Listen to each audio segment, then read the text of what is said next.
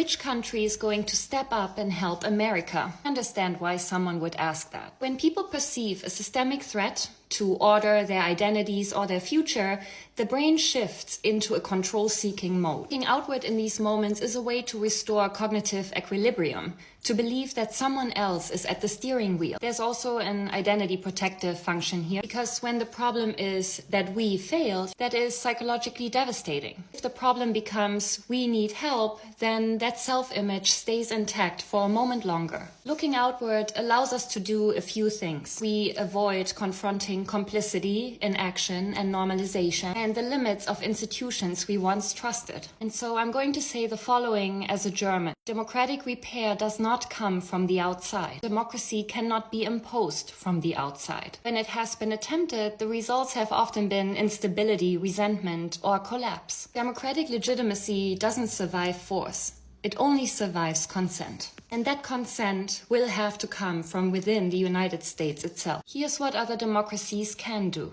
We can share our expertise, we can apply diplomatic pressure, we can help you preserve accurate records, and we can refuse to legitimize authoritarian power. But we cannot generate democratic legitimacy for you. We cannot supply civic courage, moral consensus, institutional trust, or the willingness to defend democratic norms even when it's extremely costly. Those things only emerge internally. But I want to talk for a moment about why I find that question historically difficult. I want to say this very carefully. The United States has not been a country historically that wants to be saved. It has been a country that steps in and sometimes steps on.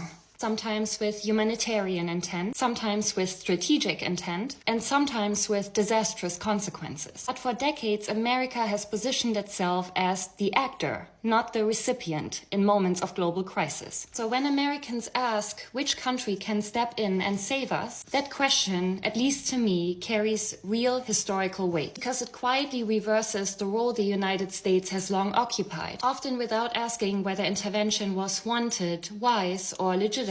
I believe that there's a psychological asymmetry that comes with being a global power. If you position yourself culturally, morally, militarily as the guarantor of order, you also inherit a responsibility that cannot be outsourced when things go wrong at home. This is just adulthood. For once, responsibility cannot be handed off. It cannot be deferred, and it cannot be solved by someone's intervention. There's no external democracy that could restore America without undermining the very principle it would claim to defend. No one can manufacture or restore trust in elections and institutions, a commitment to pluralism, or acceptance of what has been lost. Those are psychological achievements, not geopolitical ones. They will only emerge when a majority decides that they matter more than short-term victory. As a reminder, Germany also didn't wake up liberated by benevolent outsiders. Yes, the post-war order mattered, and yes, external pressure mattered. Democracy here was rebuilt because millions of ordinary people over decades, decided that it was socially unacceptable to undermine it again. It took years of silence, shame, conflict, and learning. I often think about the following, that democratic repair does not follow election cycles. It follows generations. That repair works on human time, not news time. It might take 5 years or 20 years or 40, and no one can promise which. This is where the psychology returns. In crisis, the brain's sense of time shrinks. We want immediate relief, clear intervention, and a visible turning point. But democratic repair takes decades. It has no single moment of rescue, and it feels anticlimactic. So the mind searches for something faster and tends to find external actors because there's some sort of implicit promise of immediacy. As a German, as a trained political psychologist and educator, I can do my part in helping you